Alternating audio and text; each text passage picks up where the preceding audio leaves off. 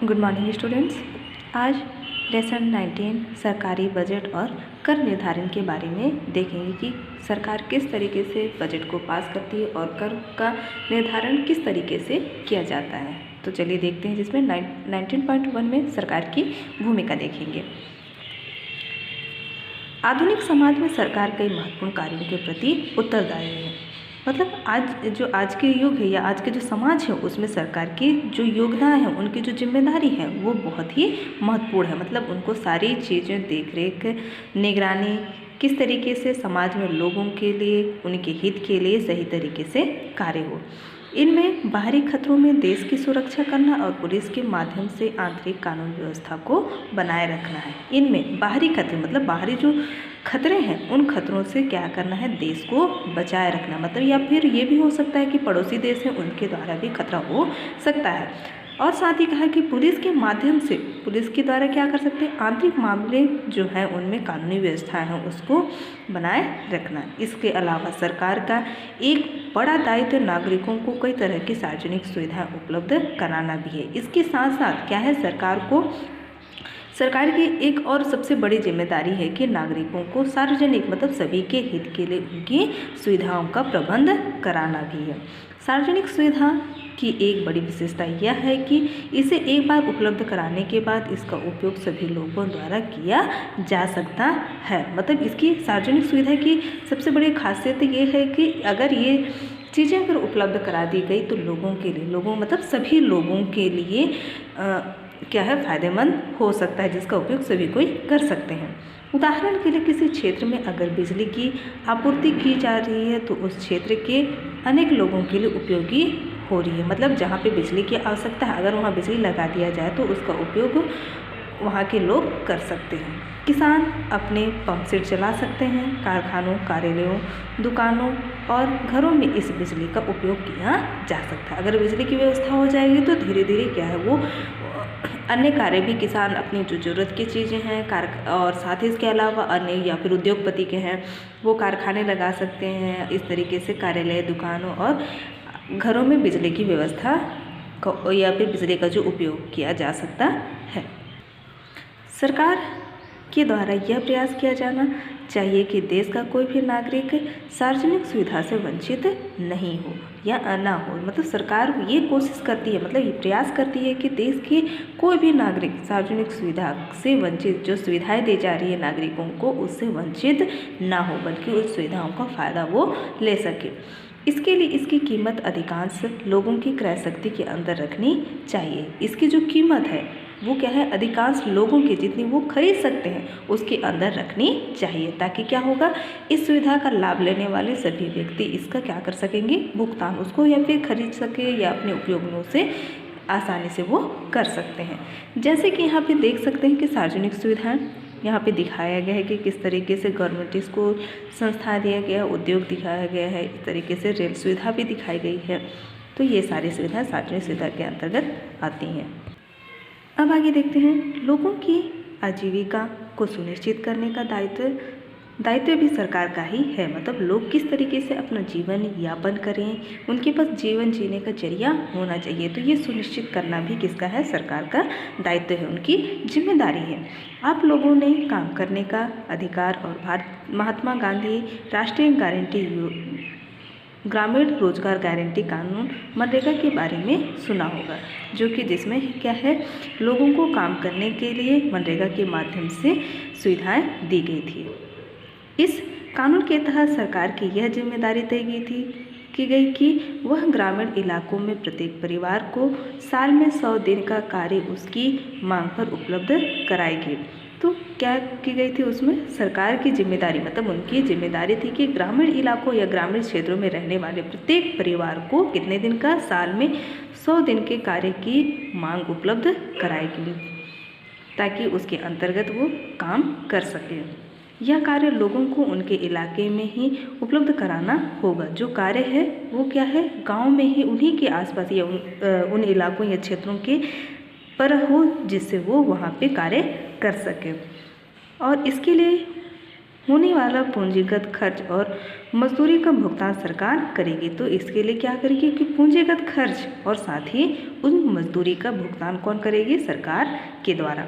स्थानीय स्तर पर रोजगार उपलब्ध करवाकर मनरेगा के तहत सामाजिक उपयोग के कई कार्यों जैसे चेक डैम, वाटर हार्वेस्टिंग संरचनाएं, सड़कें, तालाबों आदि का निर्माण किया जा सकता है। तो इसके तहत क्या कर सकते हैं कि रोजगार उपलब्ध, लोगों को रोजगार उपलब्ध हो और उसके तहत जो सामाजिक उपयोग है, समाज में जो उपयोग करते हैं, तो उन कार्यों के तहत जैसे चेक डैम हो गया, वाटर हार्वेस्टिंग की सुविधाएं की जा सकती, संरचना बना के सड़कें की सुविधा की जा सकती, तालाबों आदि का निर्माण करके उनको काम दिया जा सकते, जिसमें 100 दिन के कार्य की मांग की उपलब्धता कराई गई या कराई जो कि सरकार के द्वारा की जाएगी। अब आगे देखते हैं, भारत सरकार ने अतीत में भी हेवी इंजीनियरिंग, विद्युत उत्पादन, इस्पात उत्पादन, पेट्रोलियम पदार्थों की खुदाई और उसका परिष्करण, रिफाइनिंग जैसे भारी उद्योग स्थापित करने में महत्वपूर्ण भूमिका निभाई है। तो सरकार, जो भारतीय सरकार है, उसके तहत क्या है, लोगों को उद्योग स्थापित की गई है, जिसके अंतर्गत भारी उद्योग स्थापित किए गए हैं और कार्यों की जो भूमिका है उसको पूरा किया गया है।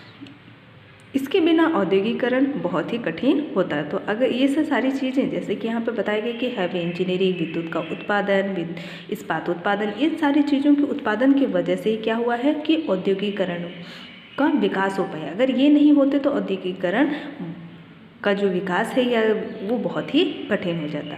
ग्रामीण इलाकों में सिंचाई परियोजना और कृषि विस्तार कार्यों पर सरकार द्वारा किए जाने वाला खर्च भी कृषि उत्पाद में वृद्धि के लिए काफ़ी महत्वपूर्ण होता है। तो ग्रामीण इलाकों में जहाँ की लोग कृषि करके अपना जीवन यापन करते हैं, जो कि ज़्यादातर कृषि पर निर्भर होते हैं, तो ग्रामीण इलाकों में अगर सिंचाई परियोजना के तहत अगर कृषि विस्तार को, उसके फैलाव को, उनके कार्यों में सरकार के द्वारा खर्च किए जाने वाला जो खर्च है और साथ ही साथ जो कृषि का उत्पादन होगा उसमें क्या होगी? वृद्धि होगी। अगर क्या होगा? सिंचाई परियोजना के अंतर्गत उन्हें सिंचाई की व्यवस्था की जाएगी। तो अब आगे देखते हैं, सरकार की एक और भूमिका नियमन को लेकर है। नियमन के तहत कई तरह के कानून बनाए जाते जो व्यापार के तरीकों को नियंत्रण करते हैं। तो सरकार की एक महत्वपूर्ण भूमिका है जिसके तहत क्या बनाई गई है? नियम बनाई गई है, जिसको रेगुलेटरी के नाम से भी जाना जाता है। तो इसके तहत कानून बनाए जाते हैं और उस कानून के अंतर्गत क्या होता है कि व्यापार के जो तरीके हैं उस पर क्या करना है? नियंत्रण करना है। यहाँ पे एग्जाम्पल के तौर पर देखते हैं क्या है। उदाहरण के लिए आप खाने की चीज़ों की पैकेट खरीदते समय उन पर FSSAI का निशान देखते होंगे। इसका पूरा नाम है food safety and standard authority of India, जो कि यहाँ इसका पूरा फुल फॉर्म बताया गया है। यह इस बात को सुनिश्चित करता है कि विभिन्न दुकानों और कंपनियों द्वारा बेची जा रही खाने पीने की सामग्री एक निश्चित सुरक्षा के मापदंडों का पालन करे। जैसे कि आप उसमें देखते हैं कि कब वो उत्पादित किया गया, उसकी कब बना, कब पैकिंग की डेट हुई और उसका जो एक्सपायरी डेट होता है ये बनी होती है। तो इन तहत के क्या है, खाने पीने की जो सामग्री है वो निश्चित सुरक्षा के मापदंडों का क्या करे? वो पालन करे, जो नियम है उनका इस्तेमाल करे। अगर वो एक्सपायर हो गए हैं तो उनको हटा दिया जाए। अब आइए देखते हैं, कुल मिलाकर FSSAI खाद्य सामग्री को विभिन्न नियमों और निगरानी के जरिए सुरक्षित बनाकर सार्वजनिक स्वास्थ्य की सुरक्षा करने के प्रति क्या है? जवाबदेही है, जो कि फूड सेफ्टी, उसकी सुरक्षा को लेकर और एक अच्छी कहना चाहिए खाद्य की चीज़ें जो कि जो संचालित हो रही है या फिर बनाई जा रही है वो सुनिश्चित की जाती है। तो कुल मिलाकर क्या कहा गया है कि जो खाद्य सामग्री है वो क्या करती है? विभिन्न नियमों को देखते हुए और साथ ही वो निगरानी में उसको सुरक्षित तौर से लोगों के स्वास्थ्य में रह करके उसकी सुरक्षा के प्रति वो जवाबदेही है। इसके तहत खाद्य सामग्री को सुरक्षित रखने के लिए विनिर्माण संग्रहण, वितरण और उत्पादों की बिक्री से के संबंध में नियम बनाए जाते हैं। इसके तहत क्या होती है कि जो खाद्य सामग्री, जो खाने की चीज़ें हैं, उन चीज़ों को सुरक्षित रखने के लिए विनिर्माण, फिर से उसको बनाना जहाँ पे बनाई जाती है, और उनका संग्रहणकरण और उसे बांटना, और उत्पादों के जो बने हैं उन चीज़ों को बिक्री के संबंध में क्या बने जाते हैं, नियम बनाए जाते हैं। विभिन्न प्रसंस्कृत खाद्य एवं पेय पदार्थ जैसे चिप्स, नूडल्स, फलों के जूस, सॉफ्ट ड्रिंक्स में मिलाए जाने वाले परिरक्षक पदार्थों के मापदंड भी FSSAI के द्वारा क्या होती है, तय होती। मतलब ये सारी चीज़ें जो है वो भी क्या है, इसके तहत उनको भी सुरक्षित रखा जाता है और सारी चीज़ों को निगरानी में रखी जाती है। यह समय समय पर इसके नमूने भी लेता रहता है ताकि वह इस बात की जांच कर सके कि उसके द्वारा निर्धारित मापदंडों का पालन हो रहा है या नहीं। मतलब इन सारी चीज़ों, मतलब समय समय पर कहीं ऐसा ना हो कि उसमें मिलावट या किसी अन्य तरह की जो कि मनुष्य के स्वास्थ्य के लिए हानिकारक है, ऐसी ना बने। तो इसके संबंध में क्या है, समय समय पर जांच होती है, निगरानी में रहती है कि कहीं उनके जो नियम बनाए हैं उसके विरुद्ध कार्य तो नहीं हो रहे हैं। तो यह इस बात को क्या करता है, वो सुनिश्चित करता है कि सीलबंद खाद्य पदार्थों का उत्पादन एक समाप्ति तिथि व मात्रा जैसी सूचनाएं अवश्य हो। मतलब यह तय करता है, सुनिश्चित की जाती है कि जो सीलबंद, जो सील लगे हैं उन खाद्य पदार्थों पर उनका उत्पादन कब किया जा रहा है और उसकी जो समाप्ति की तिथि व मात्रा कितनी मात्रा में है उसकी सूचनाएं अवश्य हो, उस पर अंकित होती है। आप देख सकते हैं जो भी खाद्य चीज़ें हैं या रैपर है या जो भी है, उन चीज़ों पर आप उसमें इन सारी चीज़ों को देख सकते हैं कि कब उत्पादन किया गया, कब उसकी समाप्ति डेट है और कितनी मात्रा में, ये सारी विभिन्न जानकारी वो और कहाँ से बनी है, कहाँ बनी है, ये सारी चीज़ें उसमें अंकित होती हैं। ऐसे और भी कई क्षेत्र हैं जहाँ सरकार भी नियमन को लेकर के अहम भूमिका निभाती है। मुद्रा और साख नामक अध्याय में आपने reserve bank of India RBI के बारे में पढ़ा होगा। भारत में यह बैंक सभी व्यवसायिक बैंकों के क्रियाकलापों पर क्या करती है, नियंत्रण करती है उस पर, चाहे वो कोई भी बैंक हो। तो क्या करती है रिजर्व बैंक, इसके बारे में हमने पढ़ चुका है कि जो सभी बैंकों का क्या है, वो प्रमुख है जिसकी देखरेख में सारे जो बैंक के क्रियाकलाप या कार्य होते हैं उस पर वो नियंत्रण करती है। अब आगे देखते हैं 19.2 में सरकारी बजट के बारे में। सरकार की अनेक जिम्मेदारियां होती हैं, उसे कई कार्य करने पड़ते हैं, जिनमें से कुछ की चर्चा हम ऊपर कर चुके हैं। इन कार्यों को करने के लिए सरकार को पैसे एकत्र करने और फिर खर्च करने की ज़रूरत होती है। मतलब सरकार की एक बहुत बड़ी जिम्मेदारी है कि उनको हर तरह के कार्य जो हो रहे हों उस पर पूरी तरीके से निगरानी हो। तो कार्य को करने के लिए, इन कार्यों को करने के लिए सरकार को पैसे एकत्र करने, मतलब उस पर जो खर्च हो रहे हैं उसके लिए पैसे एकत्र करने और फिर खर्च करने की ज़रूरत होती है। इन कार्यों को करने के लिए जितनी धनराशि की आवश्यकता होती है उसे लोगों से कर, टैक्स के रूप में एकत्र की जाती है। मतलब सरकार क्या करती है, उस जो भी एकत्र या फिर खर्च करने की जो ज़रूरत होती है तो उन सभी कार्यों के लिए क्या करती है, धनराशि की उसको आवश्यकता होती है। तो वो क्या करती है, लोगों से कर व टैक्स के रूप में उसे एकत्र की जाती है। सरकार कई तरह से कर लगाती है जिसकी चर्चा हम इस अध्याय में करेंगे। सरकार जो कर वसूल करती है उसे क्या कहते हैं, राजस्व कहते हैं, जो सरकार के द्वारा की जाती है। सरकार को खर्च करने के लिए राजस्व की जरूरत होती है। सरकार के राजस्व और उसके खर्च का पूरा लेखा जोखा क्या कहलाता है, बजट कहलाता है, जिसमें विभिन्न जानकारियाँ होती है, कितने आए, कितने खर्च हुए हैं, कितने उस कार्य में लगे, कितनी लागत। तो इसके बारे में सारी चीज़ें यहाँ पे बताई गई है कि बजट किस तरीके से और किन बातों पर विवरण होती है। ये देखते हैं पहले नंबर पे सरकार कितना खर्च करेगी। मतलब जिस कार्य को लेकर के या जिस भी उसे पैसे को एकत्र करना हो तो वो कितना जो ज़रूरत की चीज़ें हैं उन पर खर्च करने के लिए वो कितना पैसा खर्च करेगी। दूसरा है अलग अलग विभागों को खर्च करने के लिए कितनी राशि दी जाएगी। जो अलग अलग विभाग है, मतलब जो सरकार के अंतर्गत या फिर कहें हमारे देश में जितने भी जो अलग अलग विभाग होते हैं तो उन विभागों पर खर्च करने के लिए कितनी राशि दी जाएगी, इसका विवरण अर्थात शिक्षा, खाद्य सुरक्षा, रक्षा आदि मदों पर कितना खर्च किया जाएगा, इसकी क्या होती है, विस्तृत जानकारी होती है। तो उन सारी चीज़ों के बारे में जानकारी होती है। तीसरा है कौन कौन से कर लगाए जाएंगे और इनसे कुल कितना राजस्व संग्रहित किया जाएगा, मतलब कितना जो कौन कौन से कर लगाए जाएंगे ये भी, और साथ साथ में कुल कितना जो राजस्व है वो संग्रहित किया जाएगा या फिर उसको इकट्ठा किया जाएगा।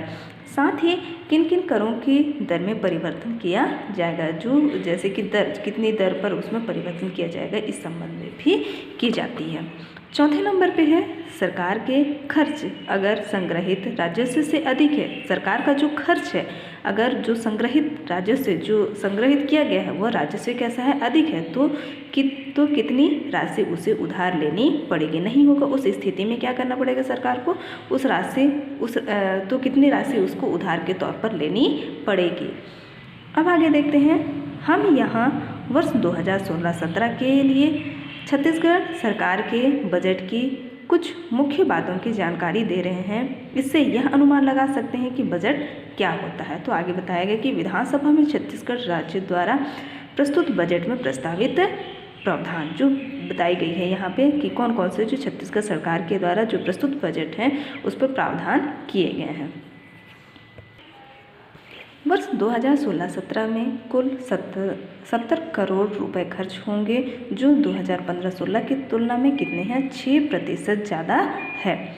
अब आगे देखते हैं, वर्ष 2016-17 में कुल राजस्व 62 करोड़ रुपए संग्रहित होगा, जो 2015-16 की तुलना में कितना है, 5% ज़्यादा है। मतलब देख सकते हैं कि 2016-17 में इतना रुपये क्या है संग्रहित होगा, जो कि 15-16 की अगर तुलना में देखें तो कितना 5% उससे ज़्यादा है।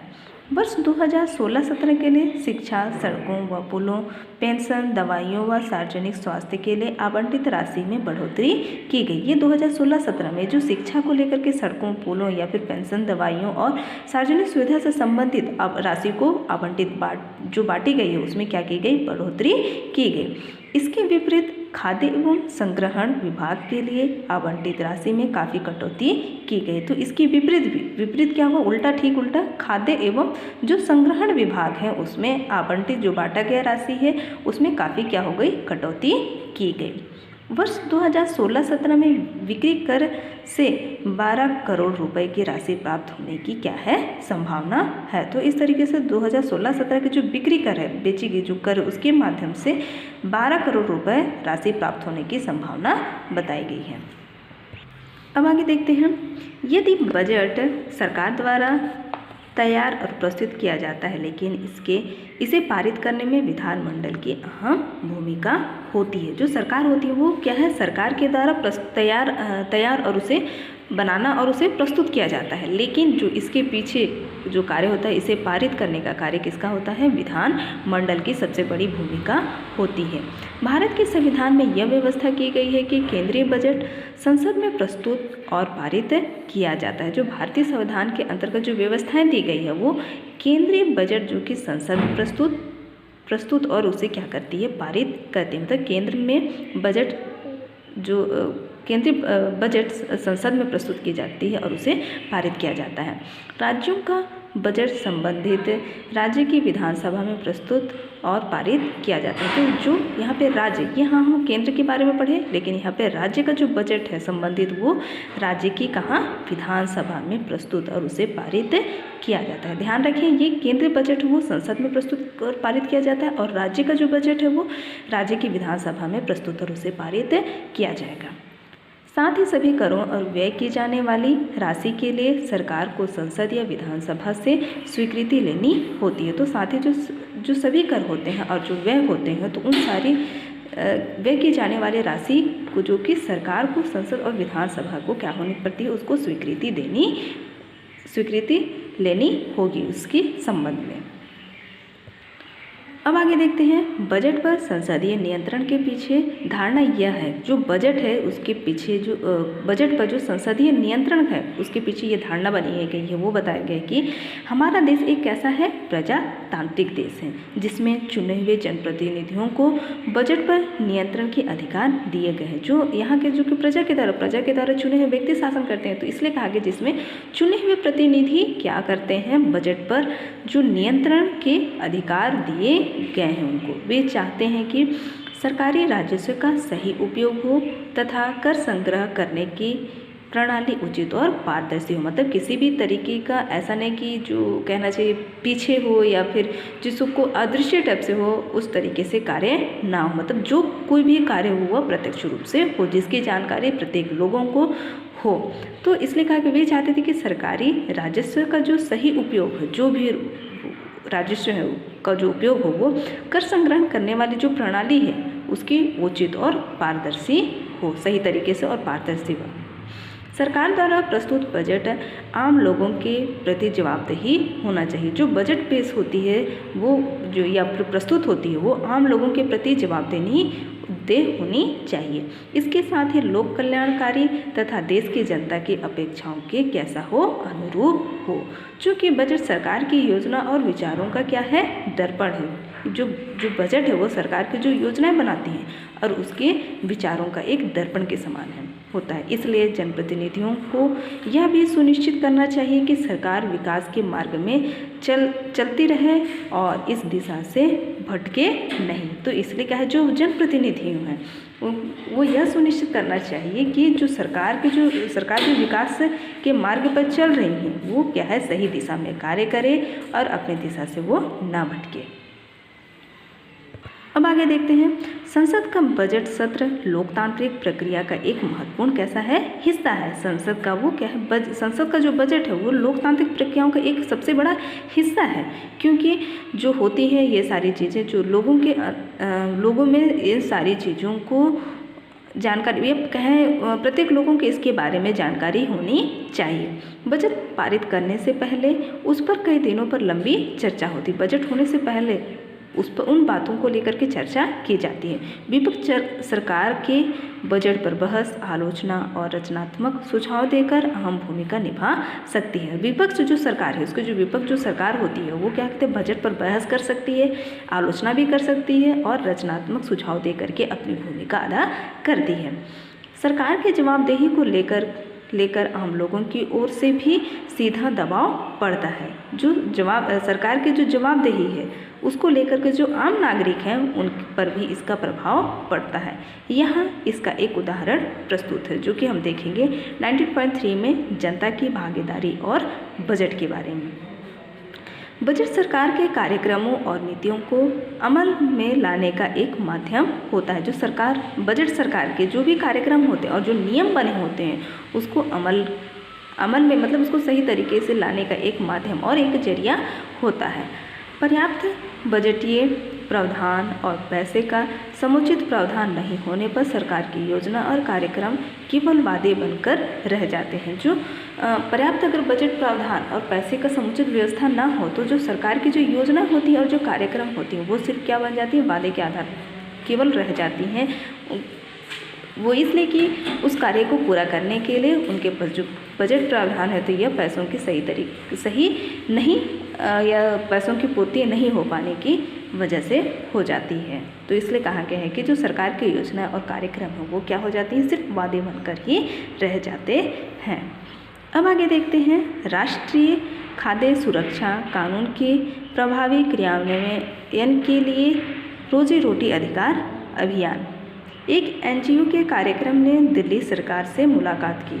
उन्होंने बताया कि सरकार ने सार्वजनिक वितरण व्यवस्था पीडीएस के तहत दाल या तेल को शामिल नहीं किया है, जबकि उसका चुनावी वादा था। एक एनजीओ के कार्यकर्ता के द्वारा जो कि दिल्ली सरकार से जो बात की थी या उनसे मिले तो उन्होंने बताया कि सरकार ने जो सार्वजनिक वितरण जो व्यवस्था है जो सभी के लिए, जिसके तहत दाल और तेल को शामिल नहीं किया है, और जबकि उन्होंने क्या किया था कि चुनाव में उन्होंने यह वादा किया था। कई राज्यों में सार्वजनिक वितरण प्रणाली पीडीएस के तहत दाल या तेल उपलब्ध कराया जाता है। कुछ ऐसे जो कई राज्यों में ऐसी कुछ व्यवस्था है कि जो सार्वजनिक व्यवस्था प्रणाली के अंतर्गत वहाँ पे दाल और तेल उपलब्ध कराया जाता है। इतना ही नहीं, शनिवार को होने वाले पब्लिक ऑडिट को भी बंद करवा दिया जाता है। उचित मूल्य की दुकानों में राशन कब तक पहुँच जाएगा, इसकी सूचना देने वाले SMS अलर्ट भी बंद कर दिए गए हैं। दिल्ली सरकार को सौंपे गए चार्टर में यह भी मांग की गई कि बच्चों को रोजाना क्या मिलना चाहिए, मध्याह्न भोजन और आंगनबाड़ियों में अंडे, दूध और फल दिए जाए। चार्टर में यह भी उल्लेखित किया जाता है कि दिल्ली के सभी जिलों में मातृत्व अधिकारों को क्रियान्वित बाकी है। इसमें कहा गया है कि NFSA के अनुच्छेद 4 के तहत गर्भवती और स्तनपान करवाने वाली महिलाओं को मातृत्व अधिकार के तहत 6,000 रुपये मिलने चाहिए। तो इसके अंतर्गत क्या होना चाहिए कि जो योजनाएं बनी गई हैं वह उनको प्राप्त होना चाहिए। जो अभियान जो अधिकार को लेकर के, रोजी रोटी को लेकर के किए जा रहे हैं, उन अधिकारों के अंतर्गत इन सारे लोगों को जो कि ज़रूरतमंद है या जिनको आवश्यकता है, जैसे कि वहाँ पे सार्वजनिक वितरण प्रणाली के अंतर्गत दाल और रोटी जो कि क्रियान्वित उनको मिलना चाहिए। जो क्रिया के जो योजनाएं हैं उसके अंतर्गत उनको उसका फ़ायदा मिलना चाहिए। तो स्टूडेंट्स, आप लोग आज के लिए हम यहीं तक पढ़ेंगे। आप लोगों के लिए होमवर्क के लिए क्वेश्चन है। क्वेश्चन नंबर 1, सरकार के लिए बजट क्यों जरूरी है, बजट में करों की चर्चा क्यों की जाती है। क्वेश्चन नंबर 2, आयकर और उत्पाद शुल्क में क्या अंतर है। ये 2 क्वेश्चन दिए जा रहे हैं। आज के लिए यहीं तक। Thank you students.